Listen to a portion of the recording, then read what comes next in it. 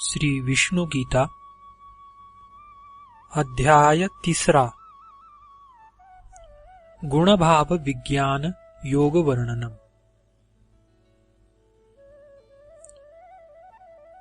देवतागण बोले, हे देवादिदेव, हे धर्म के प्रवर्तक, हे महाप्रभो, हे विभो, धर्म की लोकोत्तर गति और परम अद्भुत रहस्य समझकर हम लोग कृत्य हुए।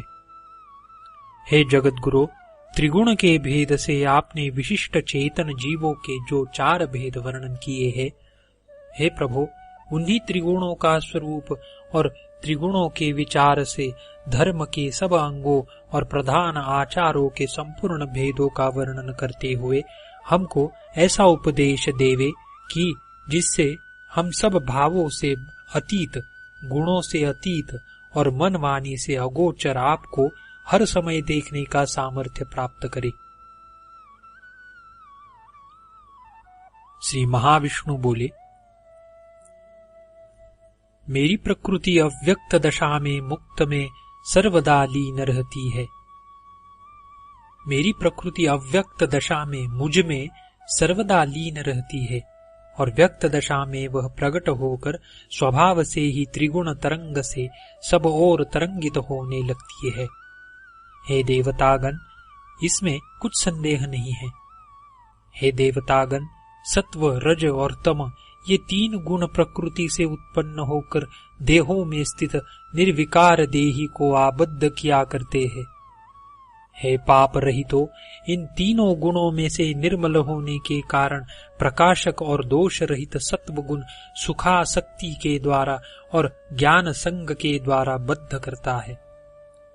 हे देवतागण, रजोगुण को रागात्मक और तृष्णाशक्ति से उत्पन्न जानना, वह देही को कर्माशक्ति के द्वारा आबद्ध किया करता है। हे देवतागण, तमोगुण को अज्ञान से उत्पन्न और सब प्राणियों में भ्रम उत्पन्न करने वाला जानो, वह प्रमाद, अनुद्यम और चित्त की अवसन्नता के द्वारा देही को आबद्ध करता है। हे देवतागण, सत्वगुण जीव को सुख में आबद्ध करता है, रजोगुण कर्म में आबद्ध करता है और तमोगुण ज्ञान को आवरण करके प्रमाद में आबद्ध करता है। रज एवं तमोगुण को दबा करके सत्वगुण बलवान होता है। सत्व और तमोगुण को परास्त करके रजोगुण प्रबल होता है और सत्व और रजोगुण को दबा करके तमोगुण प्रबल होता है। जब इस देह में श्रोत्रादि सब द्वारों में ज्ञानमय प्रकाश होता है, तब सत्वगुण की विशेष वृद्धि हुई है, ऐसा जानना चाहिए।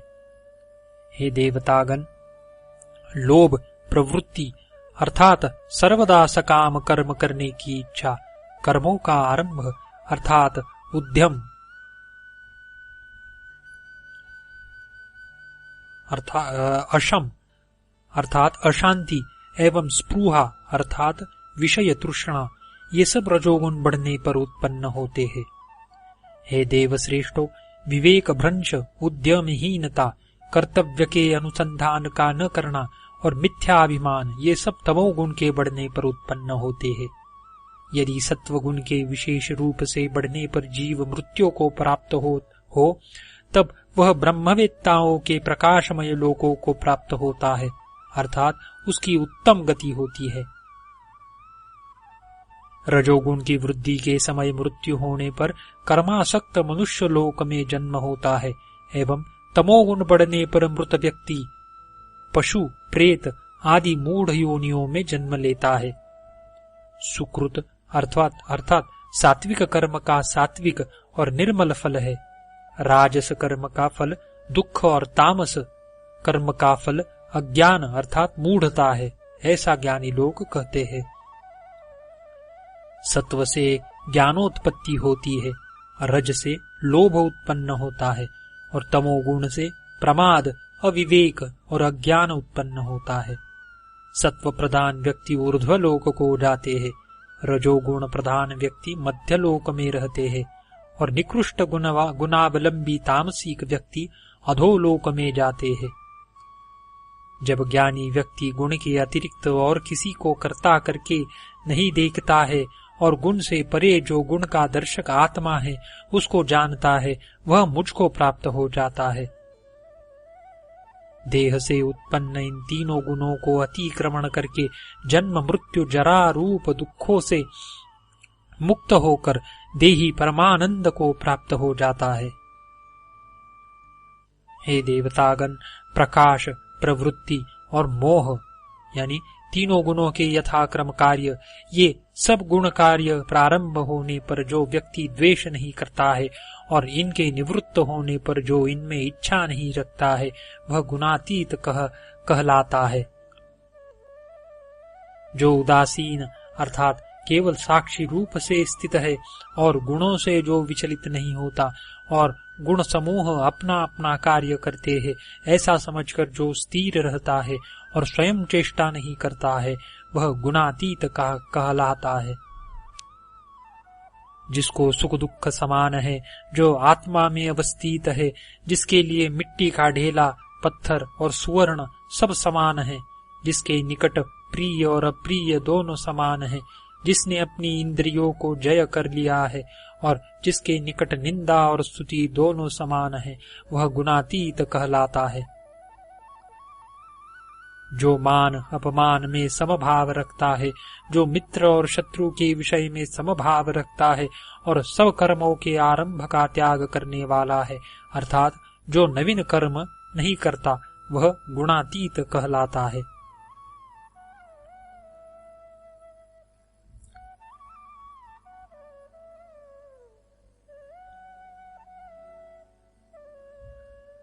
और जो एकांत भक्ति योग के द्वारा मेरी सेवा करता है, वह इन गुणों को विशेष रूप से अतिक्रमण करके ब्रह्मभाव को प्राप्त होता है, क्योंकि मैं नित्य स्थित और मोक्ष स्वरूप ब्रह्म के प्रतिष्ठा यानी स्थिति का स्थान हूँ।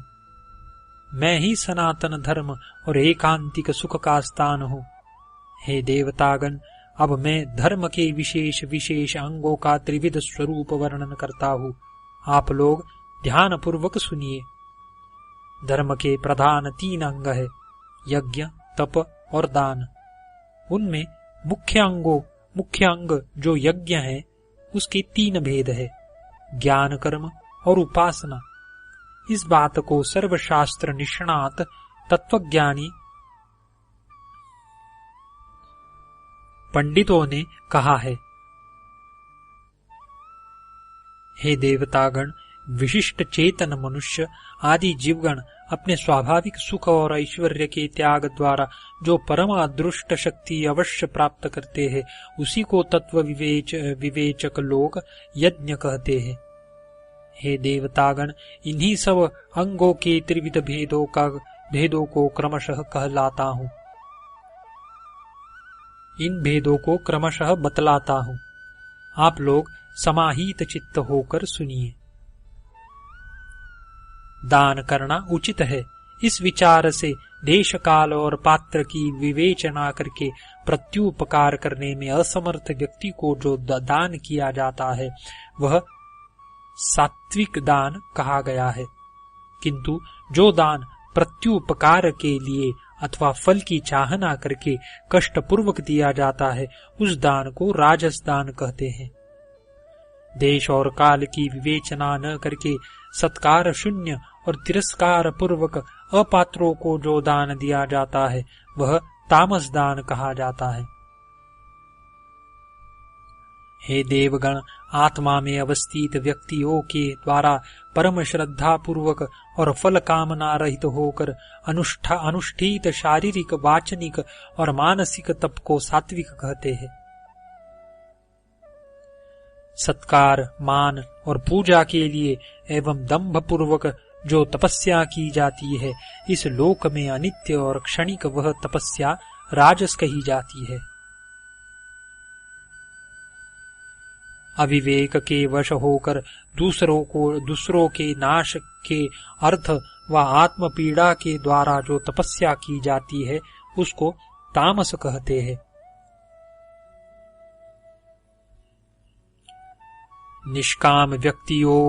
निष्काम व्यक्तियों के द्वारा नियमित रूप से विहित आसक्ति शून्य और राग द्वेष रहित होकर जो कर्म किया जाता है उसे सात्विक कर्म कहते हैं।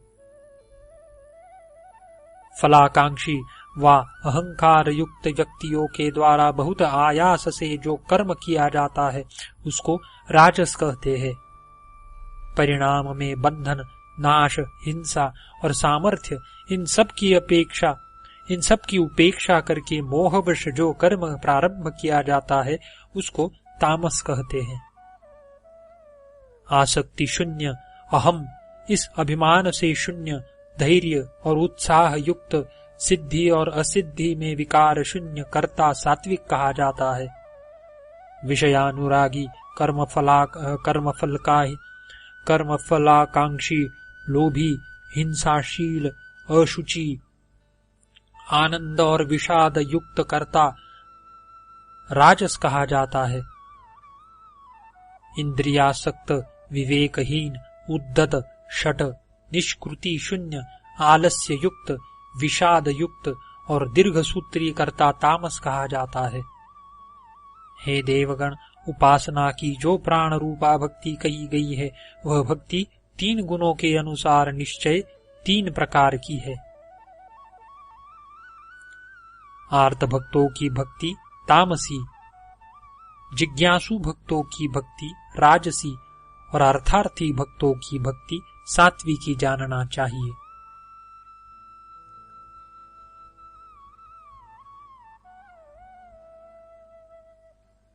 इन 3 प्रकार की भक्तियों में उत्तरोत्तर श्रेष्ठ है। तामसिक भक्त आसुरी संपत्ति युक्त भूत प्रेत पिशाच आदि की उपासना तत्त भावों में भावित होकर नित्य करते हैं। सकाम राजसिक भक्त ऋषि, देवता और पितर एवं मेरी बहुत सी दैवी शक्तियों की उपासना सदा करते हैं। इस संसार में केवल जो साधक मेरे सात्विक भक्त है वे ही मेरी रूप को जानकर सदा मेरी भक्ति में तत्पर रहते हैं। वे मेरे 5 सगुण रूपों के आश्रय से मेरे ध्यान में मग्न रहते हैं अथवा मेरे निर्गुण परम भाव रूप उस सच्चिदानंद भाव का आश्रय करके मेरे ध्यान रूप समुद्र में मग्न होकर हे देवगण अत्यंत आनंद उपभोग करते हैं। और चतुर्थ ज्ञानी भक्त तो भगवद रूप ही है, क्योंकि वह गुणातीत है, अतः उसका यह विचार नहीं किया गया है। जो श्रद्धावान साधक ऐहलौकिक भोग की ही विशेष रूप से इच्छा करे, दंभ और अहंकार से युक्त हो और उपर्युक्त वेद विधि का त्याग करके मेरी उपासना में तत्पर हो, इन लक्षणों से उस उपासकों को तामसिक उपासक जानना चाहिए। जो श्रद्धालु साधक पारलौकिक सुख को ही विशेष रूप से चाहता हुआ यदि शील गुणों से युक्त होकर वेद विधि के अनुसार मेरी उपासना में आसक्त रहता है तो उसको राजसिक उपासक जानना चाहिए, ऐसा स्मृतिकारों का मत है। हे देव श्रेष्ठो, जो भाग्यवान साधक सात्विकी श्रद्धा से युक्त होकर ऐहलौकिक और पारलौकिक भोगों की तृष्णा से रहित होता हुआ ज्ञान पूर्वक अनन्य वृत्ति से मेरी उपासना में सदा तत्पर रहता है, उसको श्रेष्ठ सात्विक उपासक जानना चाहिए। जिस ज्ञान के द्वारा विभक्त रूप सब भूतों में अविभक्त एक और विकारहीन भाव ज्ञानी देखता है, उस ज्ञान को सात्विक ज्ञान जानो। जो ज्ञान पृथक रूप से सब भूतों में पृथक पृथक प्रकार के नाना भाव जानता है, उस ज्ञान को राजसिक ज्ञान जानो। किंतु जो एक कार्य में परिपूर्णवत आसक्त, हेतु शून्य, परमार्थ रहित और अल्प अर्थात तुच्छ ज्ञान है, उसको तामस ज्ञान कहते हैं। हे देवगण, अब मैं त्रिगुण संबंध से अनान्य रहस्य कुछ वर्णन करता हूँ, सो सुनिए। और आप उनको आदर पूर्वक सुनते हुए सत्व गुणावलंबी होइए और क्रमशः सत्व गुण की वृद्धि करते हुए गुणातीत पद के लिए प्रयत्न करिए। फलाकांक्षा रहित व्यक्ति यज्ञानुष्ठान अवश्य कर्तव्य कर्म है, ऐसा विचार कर और मन को समाहित करके जिस विधि विहित यज्ञ को करते हैं उसको सात्विक कहते हैं। किंतु हे देव श्रेष्ठो, फल मिलने के उद्देश्य से अथवा केवल अपने महत्व के प्रकट करने के अर्थ जो यज्ञ किया जाता है उस यज्ञ को राजस जानो। शास्त्रोक्त विधि से रहित सतपात्र में अन्नदान शून्य, मंत्रहीन, दक्षिणाहीन और श्रद्धा रहित यज्ञ को तामस यज्ञ कहते हैं। हे देवतागण, प्रवृत्ति निवृत्ति, कार्य अकार्य, भय अभय और बंध मोक्ष जो जानती है वह सात्विकी बुद्धि है। जिसके द्वारा धर्म अधर्म और कार्य अकार्य यथावत परिज्ञात न हो उसको राजसी बुद्धि कहते हैं। जो बुद्धि अधर्म को धर्म मानती है और सब विषयों को विपरीत मानती है उस तमोगुणाच्छन्न बुद्धि को तामसी बुद्धि कहते हैं। हे देवतागण, योग के द्वारा विषयांतर धारणा न करने वाली जिस धृति से मन, प्राण और इंद्रियों की क्रिया धारण की जाती है अर्थात नियमन होती है, वह धृति सात्विकी धृति है। हे देवतागण, जिस धृति के द्वारा धर्म अर्थ और काम को धारण करता है, जिस धृति के द्वारा जीव धर्म अर्थ और काम को धारण करता है एवं प्रसंगवश फलाकांक्षी होता है, उस धृति को राजसी कहते हैं। हे देवतागण, विवेकहीन व्यक्ति जिसके द्वारा निद्रा, भय, शोक, विषाद और अहंकार का त्याग नहीं करता है वही तामसी बुद्धि है।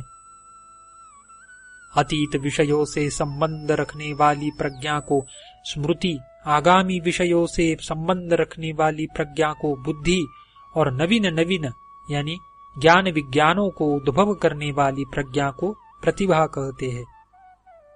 जब दृष्टा और दृश्य की उपलब्धि में प्रतिभा समर्थ होती है तब सब लोगों के हित में तत्पर वह प्रतिभा सात्विकी कही जाती है। जब वह शिल्प कला और पदार्थों की आलोचना में प्रसार को प्राप्त होती है तब उस प्रतिभा को बुधजन राजसी प्रतिभा कह जानते हैं। जब वह साधारण लौकिक सत असत का विचार करे तो उसको तामसी प्रतिभा कहते हैं और उसको प्रत्युत्पन्नमति भी कहते हैं। हे जिज्ञासुओं, प्राणियों की प्रकृति के अनुसार श्रद्धा 3 प्रकार की होती है, सात्विकी, राजसी और तामसी। हे देवतागण, अब उनके लक्षण भक्ति भाव से सुनो। जो विशुद्ध ज्ञान मूलक श्रद्धा है उसको सात्विकी जानो। प्रवृत्ति और जिज्ञासा मूलक श्रद्धा राजसी है और विचारहीन संस्कार मूलक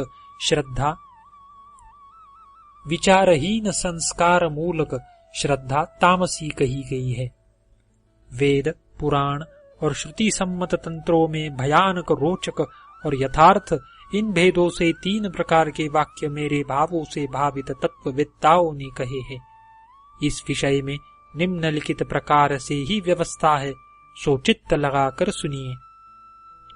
पाप से और अज्ञान संभूत विषय से डर दिखाने वाले जो वचन हैं, तत्वदर्शी ज्ञानीगण उनको भयानक कहते हैं। हे देवगण, पुण्य में और अध्यात्म लक्ष्य में रुचि उत्पन्न करने वाले जो वचन वेद, तंत्र और पुराणों में हैं, उनको रोचक जानना चाहिए। अध्यात्म तत्व से युक्त और तत्व ज्ञान का उपदेश देने वाले वचन को हे देवगण यथार्थ वचन कहते हैं, ऐसा आप जानिए। हे विभूदोत्तमो, भयानक वचन सदा ही तामसिक अधिकारी के लिए रोचक रोचक वचन राजसिक अधिकारी के लिए और यथार्थ वचन सात्विक अधिकारी के लिए ही विशेष रूप से हितकर है, ऐसा जानना चाहिए। इसीलिए हे देवतागण, शास्त्रों में अधिकार भेद से वचन कहे गए हैं। वेद, पुराण और तंत्रों में 3 प्रकार की वर्णन शैलियां देखी जाती है। उन सबको आप लोगों के सामने मैं क्रमशः कहता हूँ। पहली समाधि भाषा, दूसरी लौकिक भाषा और तीसरी परकीय भाषा। इस प्रकार से शास्त्र की भाषा 3 प्रकार की कही गई है, जिसमें निरंतर इतिहास आवे, जो निर्मल और श्रुति मधुर हो, जो मन को लुभाने वाली और इसी तरह चित्त के आह्लाद को बढ़ाने वाली हो, जो धर्म सिद्धांतों से युक्त हो और जिसमें जटिलता न हो। उस शास्त्र वर्णन की पद्धति को परकीय जानना चाहिए। इस पद्धति के तत्वदर्शीगण इसको अज्ञानी के लिए और इसी तरह तामसिक अधिकारी के लिए विशेष हितकारी कहते हैं। अतीन्द्रिय अध्यात्म राज्य में स्थित गूढ़ विषयों को लौकिक करीता आश्रय लेकर जो अच्छी तरह वर्णन करे तथा समाधि गम्य भावों की प्रतिपादिका हो और इसी तरह लौकिक रसों से भी पूर्ण हो, वह भाषा लौकिकी भाषा है। हे देवतागण, यह भाषा राजसिक अधिकार वालों की है।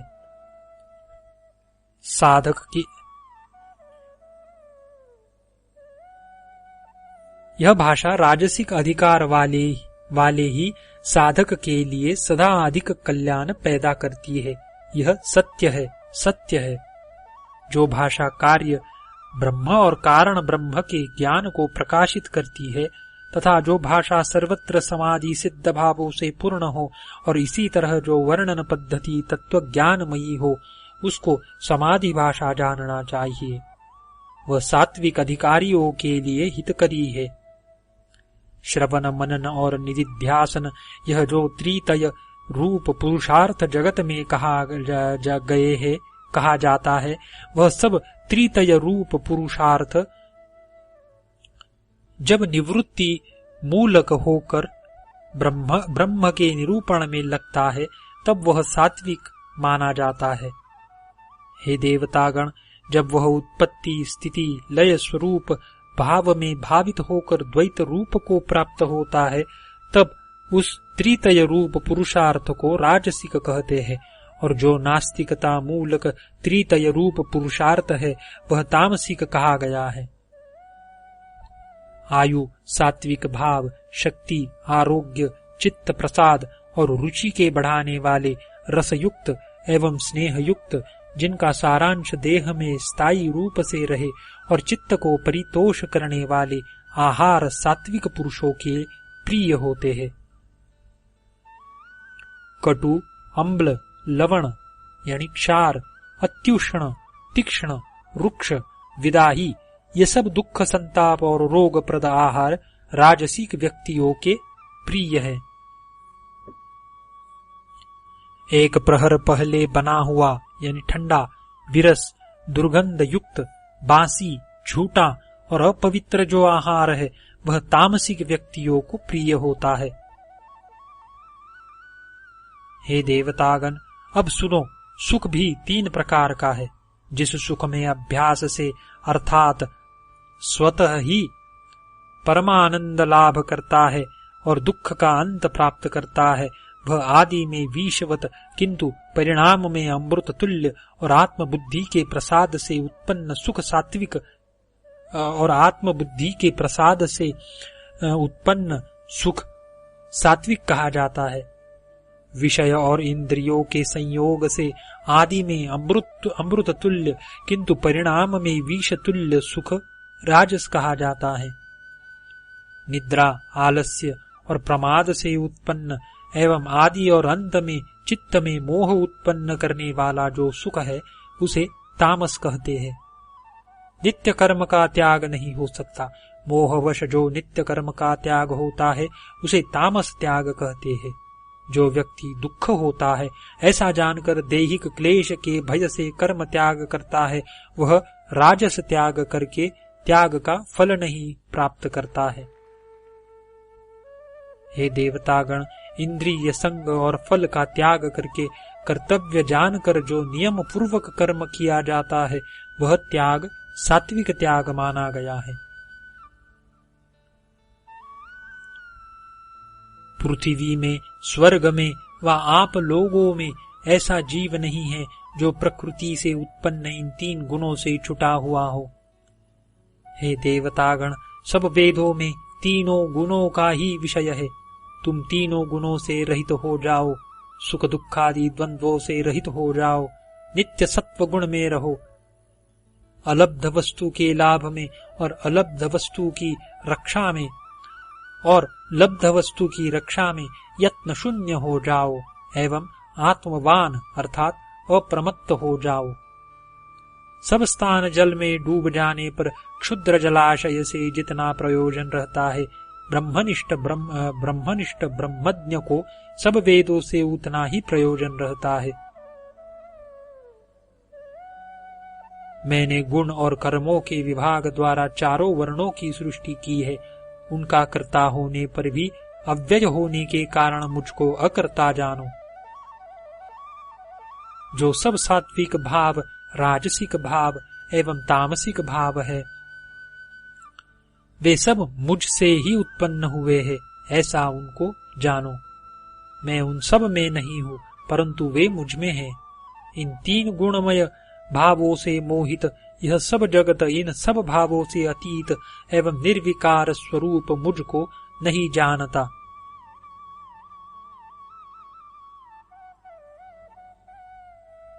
यह मेरी सत्वादि गुणमयी लौकिक माया निश्चय ही दुस्तरा है। जो मुझको प्राप्त होते हैं वे ही इस माया को अतिक्रमण कर सकते हैं। देवतागण बोले, हे गुरु, हम लोग उस अत्यंत अद्भुत गुणत्रय के विज्ञान को आपके मुख कमल से सुनकर कृतकृत्य हुए। हे विभो, अब हम सब आपकी कृपा से रजोगुण तमोगुण में फंसकर अपनी अवनीति नहीं करेंगे। हे कृपानिधे, हमें वह ज्ञान बताइए कि जिस ज्ञान से हम त्रिगुण के रहस्य को प्रत्यक्ष करने में सदा ही समर्थ हो और त्रिगुण को विशेष रूप से निरंतर देखने की शक्ति हम लोगों में सदा बनी रहे। श्री महाविष्णु बोले, हे देवतागण, त्रिगुण के द्वारा दृश्य प्रपंच के ये सृष्टि स्थिति लय नित्य होते हैं, सो जानो। और त्रिभाव के द्वारा ही वे सब विशेष रूप से जाने जाते हैं। और तत्वज्ञान की उन्नति ही त्रिभाव व्यंजिका है। हे देवतागण, मुझमें जो सच्चित और आनंद रूप से अध्यात्म भाव, आदिदैव भाव और आदिभूत भाव का मूल विद्यमान है, वही हे विज्ञों तटस्थ ज्ञान की सहायता से त्रिगुण का ज्ञापक माना गया है। मेरे स्वरूप ज्ञान को आवरण करने वाली अविद्या को ही जानो। रज और तमोगुण के द्वारा ही अविद्या की पुष्टि होती है। सत्वगुण के द्वारा विद्या का प्रकाश होता है, सो जानो। हे देवतागण, संसार में अविद्या जिस प्रकार से आवरण करती है, सो सुनो। रजोगुण संभूत अत्युग्र और दुष्पूरणीय काम और क्रोध को इस संसार में शत्रु समझो। जिस प्रकार अग्नि धूम्र के द्वारा, शीशा मल के द्वारा और गर्भ जरायु के द्वारा आवृत्त रहता है, उसी प्रकार आत्मज्ञान काम के द्वारा आवृत्त रहता है। हे देवतागण, ज्ञानी के नित्य वैरी इस दुष्पूर्णीय काम रूप अग्नि के द्वारा ज्ञान आच्छन्न है। इंद्रिया, मन और बुद्धि इस काम के अधिष्ठान कहे जाते हैं। इन्हीं के द्वारा यह ज्ञान को आच्छन्न करके देही को मोहित किया करता है। इस कारण हे देव श्रेष्ठो, तुम पहले इंद्रियों का संयम करके इस ज्ञान विज्ञान नाशक पापी काम को नाश करो। देह की अपेक्षा इंद्रिया श्रेष्ठ है, इंद्रियों की अपेक्षा मन श्रेष्ठ है, मन की अपेक्षा बुद्धि श्रेष्ठ है, और जो बुद्धि से श्रेष्ठ है वही आत्मा है।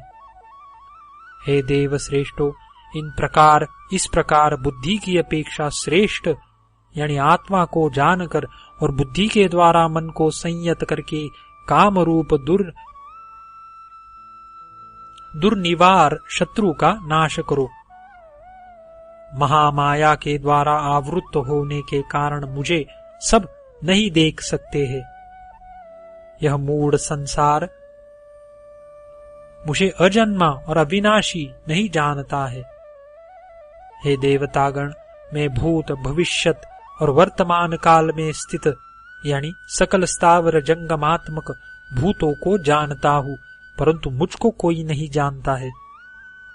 हे असुर शत्रु देवतागण, इच्छा और द्वेष से संभूत द्वंद्व के मोह से सृष्टि काल में सब जीव सम्मोह को प्राप्त होते हैं, किंतु जिन पुण्यात्मा व्यक्तियों का पाप नष्ट हो गया है वे द्वंद्व जनित मोह से रहित होकर दृढ़ व्रत होते हुए मेरी भक्ति में रत होते हैं।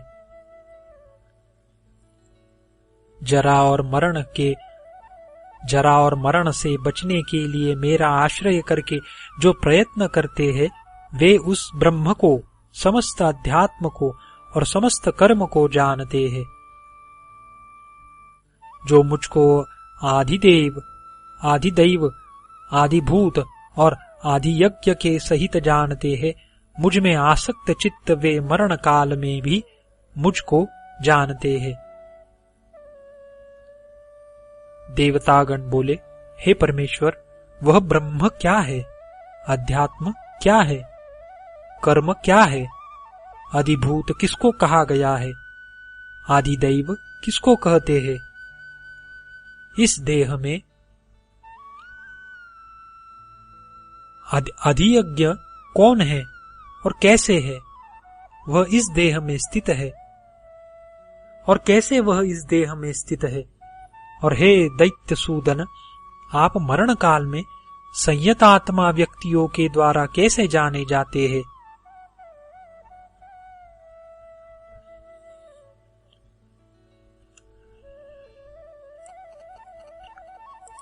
श्री महाविष्णु बोले, परम जो अक्षर यानी जिसका क्षय नहीं है, अर्थात जगत का मूल का कारण, वही ब्रह्म है। स्वभाव ही यानी आत्मभाव ही अध्यात्म कहा जाता है।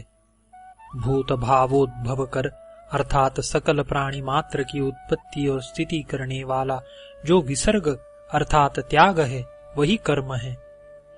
हे देहधारियों में श्रेष्ठो, नाशवान भाव यानी देहादि अधिभूत है। पुरुष यानी स्वांश भूत सब दैवी शक्तियों का अधिपति अधिदैव है, और इन शरीरों में ही अधियज्ञ यानी कूटस्थ चैतन्य है। ओम तत्सत, ये तीन ब्रह्म के नाम हैं।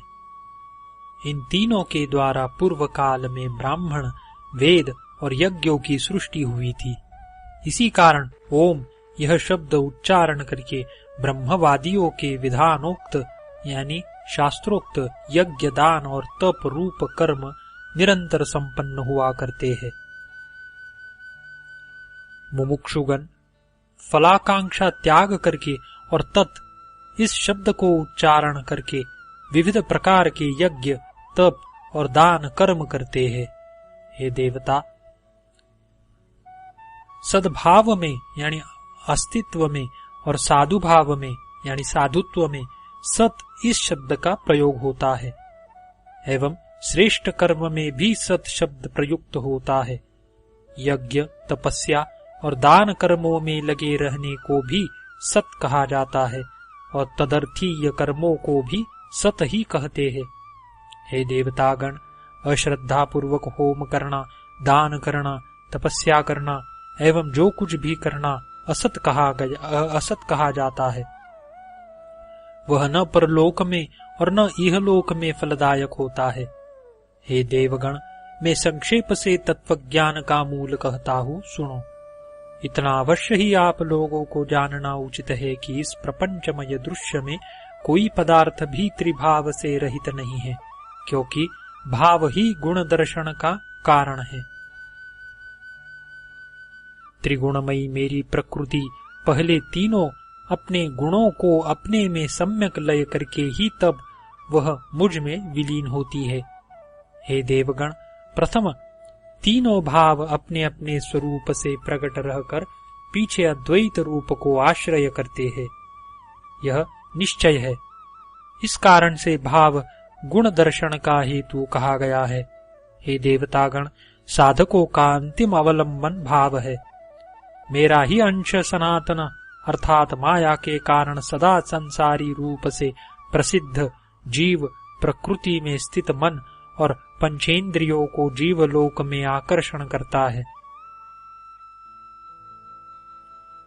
ईश्वर अर्थात देही जिस शरीर को प्राप्त होता है और जिस शरीर को परित्याग करता है, जिस प्रकार वायु आशय अर्थात कुसुम आदि से गंधयुक्त सूक्ष्मांश ग्रहण करके जाता है, उसी प्रकार यानी प्राप्त शरीर में पूर्व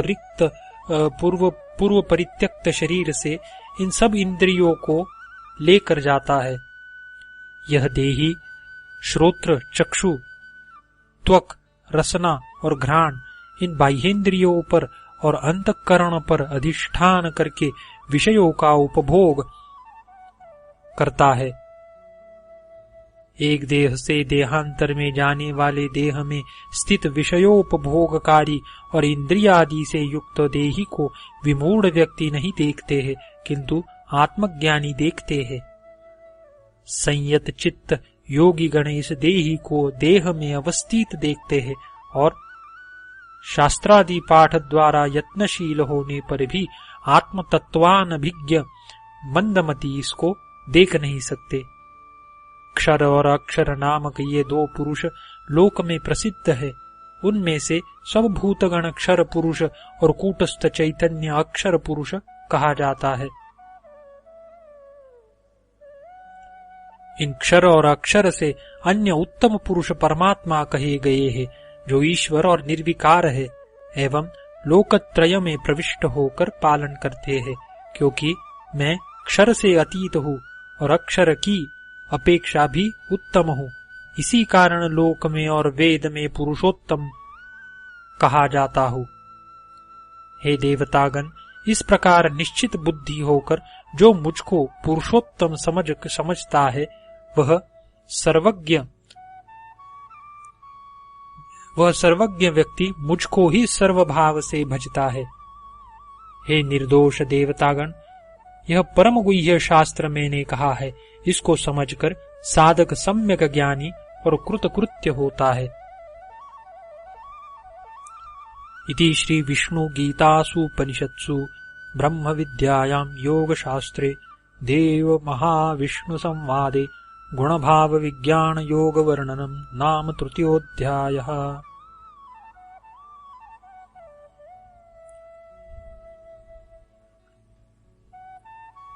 इस प्रकार श्री विष्णु गीतोपनिषद के ब्रह्म विद्या संबंधी योग शास्त्र में देव महाविष्णु संवादात्मक गुण भाव विज्ञान योग वर्णन नाम तृतीय अध्याय समाप्त हुआ।